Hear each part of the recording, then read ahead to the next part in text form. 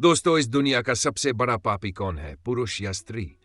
क्या आपने कभी सोचा है कि सबसे बड़ा धोखेबाज कौन होता है? सबसे ज्यादा पाप कौन करता है? अगर नहीं, तो इस कहानी को पूरा सुनिए, क्योंकि इसके बाद आपके सारे भ्रम खत्म हो जाएंगे।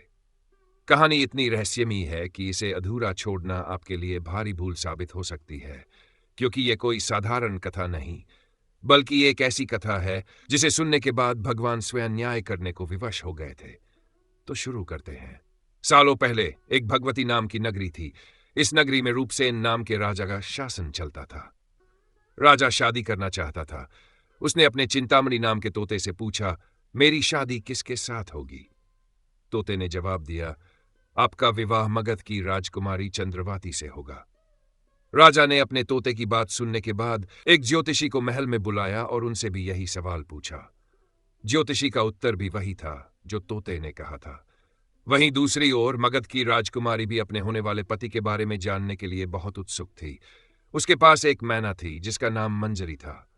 राजकुमारी ने उससे पूछा, अरे मंजरी, ये बताओ मेरी शादी किसके साथ होगी?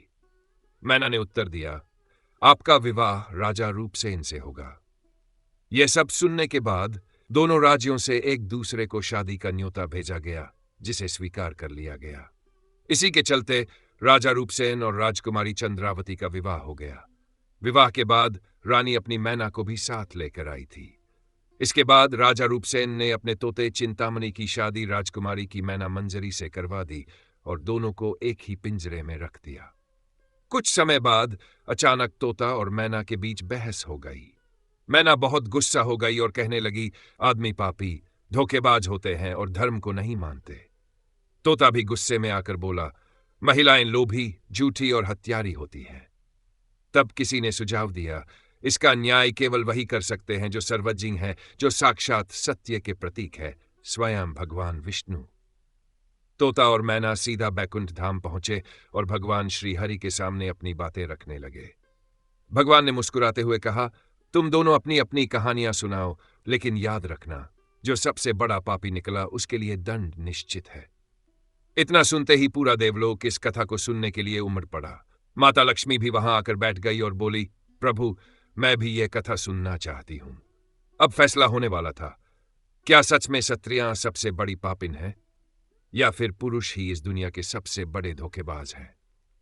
कहानी अभी शुरू हुई है, लेकिन आगे जो हुआ वह आपकी सोच से भी परे है। दोस्तों, अगर आप यह कहानी सुन रहे हैं तो इसे पूरा सुने। इसे अधूरा छोड़ने की गलती न करें, क्योंकि इस पवित्र कथा को पूरा सुनने से आपको मनचाहा फल प्राप्त होगा और बड़ा लाभ मिलेगा। आपको महान ज्ञान प्राप्त होगा, इसलिए इस कहानी को अंत तक सुने। यदि आप श्री कृष्ण के भक्त हैं तो कमेंट में जय श्री कृष्णा जरूर लिखें। भगवान विष्णु ने फिर दोनों से पूछा, तुम दोनों के बीच क्या हुआ? तुम झगड़ा क्यों कर रहे हो? मैना तुरंत बोल पड़ी, पुरुष बहुत खराब होते हैं। और वह एक कहानी सुनाने लगी। बहुत पहले की बात है, इलाहापुर नगर में एक महाधन नाम का सेठ रहता था। उस सेठ के घर में बहुत मिन्नतों के बाद एक पुत्र का जन्म हुआ। सेठ ने अपने बेटे का बड़े प्यार और ध्यान से पालन पोषण किया। हालांकि अच्छे संस्कार मिलने के बावजूद जब वह बड़ा हुआ तो जुए जैसी बुरी लत में पड़ गया। धीरे धीरे जुए की लत इतनी बढ़ गई कि वह बहुत सारा धन हार बैठा। इसी बीच सेठ की मृत्यु हो गई। अब न तो उसके पास धन बचा था और न ही उसे धन देने वाले पिता। मजबूरी में सेठ का बेटा अपना नगर छोड़कर चंद्रपुरी नगरी चला गया। चंद्रपुरी पहुंचने पर उसकी मुलाकात एक प्रसिद्ध साहूकार हेमगुप्त से हुई। साहूकार से मिलने के बाद लड़के ने उसे अपनी मनगढ़ंत कहानी सुनाई। उसने झूठ बोला कि वह जहाज का बहुत बड़ा सौदा करके लौट रहा था, लेकिन अचानक समुद्र में आए तेज तूफान ने उसके जहाज को डुबो दिया। किसी तरह वह अपनी जान बचाकर यहां तक पहुंचा था।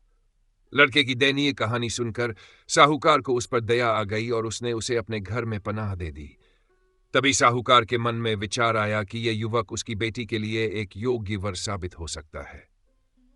कुछ समय बाद साहूकार ने अपनी बेटी का विवाह सेठ के बेटे से करा दिया। शादी के बाद साहूकार ने अपने दामाद का बहुत ख्याल रखा। कुछ समय बाद उसने अपनी बेटी को ढेर सारा धन देकर विदा किया और साथ में एक दासी को भी भेज दिया ताकि वह उनकी सेवा कर सके।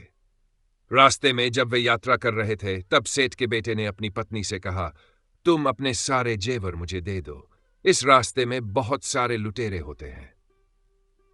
उसकी पत्नी ने बिना किसी संदेह के उसकी बात मान ली और अपने सारे गहने उसे सौंप दिए।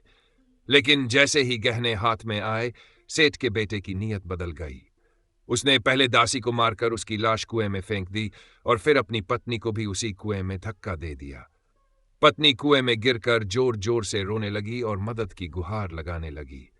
उसी समय वहां से गुजर रही एक महिला ने उसकी आवाज सुनी और उसे बाहर निकालने में मदद की।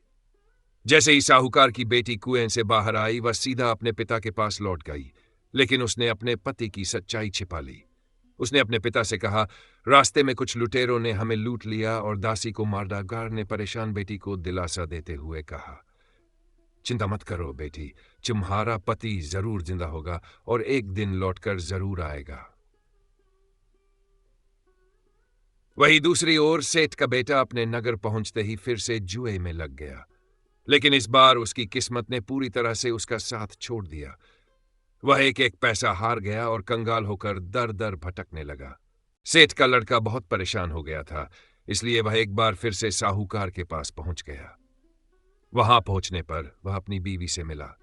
उसकी पत्नी उसे देखकर बहुत खुश हो गई और उससे बोली, उस दिन जो कुछ घटा वह मैंने अपने पिता को नहीं बताया है। उसने अपनी झूठी कहानी अपने पति को सुनाई। अपने दामाद को घर में देखकर साहूकार ने उसका बहुत अच्छे तरीके से स्वागत किया। कुछ समय तक सेठ का बेटा साहूकार के घर में रहा और एक दिन मौका मिलते ही उसने अपनी पत्नी को मार दिया और उसके सारे गहने लेकर भाग गया।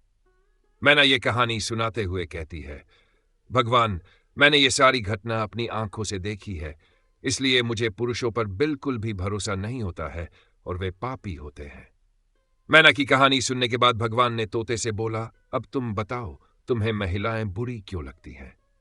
इसके बाद तोते ने अपनी कहानी शुरू की और बताया, एक समय की बात है जब मैं कंचनपुर में सागरदत्त नाम के एक सेठ के यहां रहा करता था।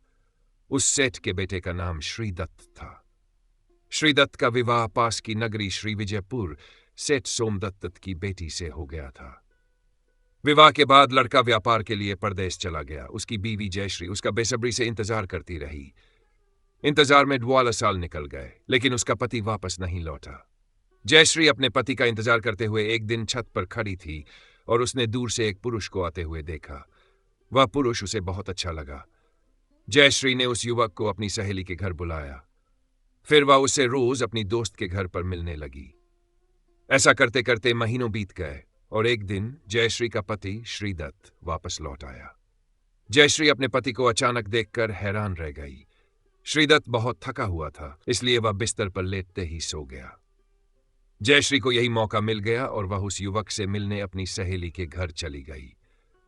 रात के समय जब वह घर से बाहर जा रही थी, तभी एक चोर उसका पीछा करने लगा। चोर ने देखा कि वह किसी और के घर चली गई है, लेकिन तभी वह युवक सांप के काटने की वजह से मर जाता है। वहां पहुंचते ही जयश्री देखती है कि युवक लेटा हुआ है। उसे लगता है कि वह सो रहा है। वह जैसे ही उसके करीब जाती है, उसी वक्त पेड़ पर बैठा एक भूत युवक के शरीर में प्रवेश करता है और जयश्री की नाक काटकर वापस पेड़ पर चला जाता है। जयश्री रोते हुए अपनी सहेली के पास गई और उसे पूरी घटना बताई। उसकी सहेली ने उसे सलाह दी, घर वापस लौट जाओ और वहां पहुंचकर बहुत तेज तेज रोने लगना। जैसे ही कोई तुमसे तुम्हारे हाल के बारे में पूछे तो कहना, मेरे पति ने मेरी नाक काट दी। जयश्री घर जाकर ऐसा ही करती है। लड़की का पिता श्रीदत्त के खिलाफ राजा से शिकायत करता है। सभा लगती है और उसमें सभी लोग पेश होते हैं। राजा ने जैसे ही लड़की की नाक देखी, उसने लड़के को सूली पर लटकाने का हुक्म दे दिया। उस सभा में जयश्री का पीछा करने वाला चोर भी पहुंचा था और उसने उस रात की सारी घटना देखी थी। राजा की सुनाई गई सजा से चोर बहुत उदास हो जाता है। वह हिम्मत करके किसी तरह से राजा को उस रात की पूरी कहानी बताता है, लेकिन कोई भी उसकी बातों पर भरोसा नहीं करता। ऐसे में चोर बोलता है, यदि आपको विश्वास नहीं होता तो वहां चलकर देखें, वह भूत और लड़के की लाश वहीं पड़ी हुई है। जब उसकी जांच होती है तो चोर की बातें सच साबित होती हैं। तभी तोता बोलता है, देखा भगवान, महिलाएं कितनी बुरी होती हैं। भगवान विष्णु ने गंभीर स्वर में कहा, तोता और मैना, मैंने तुम्हारी दोनों कहानियां ध्यानपूर्वक सुनी। अब मैं सत्य का निर्णय करता हूं। उन्होंने सभा में उपस्थित सभी देवताओं और ऋषियों की ओर देखा और बोले, इस संसार में सबसे बड़ा पापी कौन है, पुरुष या स्त्री? ये प्रश्न ही अधूरा है। पाप और विश्वासघात किसी जाति, लिंग या समुदाय से नहीं बंधे होते।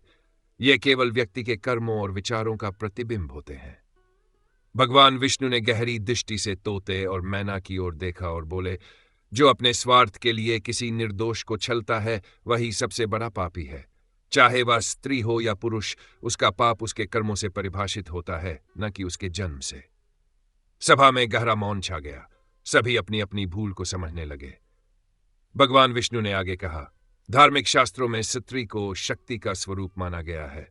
उसने इस संसार को केवल महापुरुष ही नहीं बल्कि स्वयं देवताओं को भी जन्म दिया है। इसी कारण वह सृष्टि की जननी और जगत की माता कही जाती है। लेकिन जो स्त्री या पुरुष धर्म से भटककर पाप करता है, वह स्वयं अपने विनाश को निमंत्रण देता है। महाभारत के युद्ध में कई छल और पाप हुए, लेकिन सबसे बड़ा पाप वह था जो लोभ, मोह और अधर्म के कारण किया गया। अश्वत्थामा ने जब अपने क्रोध में आकर उत्तरा के गर्भ में पल रहे अभिमन्यु के पुत्र को मारने का प्रयास किया, तब मैंने स्वयं उसे जीवन दान दिया। यही कारण है कि शास्त्रों में कहा गया है, भ्रूण हत्या सबसे बड़ा पाप है। जो अपने स्वार्थ के लिए निर्दोष प्राणियों की हत्या करता है, वह पुरुष हो या स्त्री, वही इस संसार में सबसे बड़ा पापी है। सभा में सभी के सिर श्रद्धा से झुक गए। भगवान विष्णु ने मुस्कुराते हुए कहा, इसलिए ये मत देखो कि स्त्री अधिक पापी है या पुरुष। ये देखो कि तुम्हारे अपने कर्म क्या है। तुम्हारे कर्म ही तय करेंगे कि तुम पुण्य के मार्ग पर हो या पाप के। तो दोस्तों, अब आप समझ गए होंगे कि संसार में सबसे बड़ा पापी कौन है, पुरुष या स्त्री। ये मायने नहीं रखता। जो सबसे बड़ा पाप करता है वही सबसे बड़ा पापी है। अगर आपको ये कथा ज्ञानवर्धक लगी हो तो इसे अपने मित्रों के साथ साझा करें और हमारे चैनल को सब्सक्राइब करें। हरि जय श्री हरि विष्णु, जय श्री कृष्णा।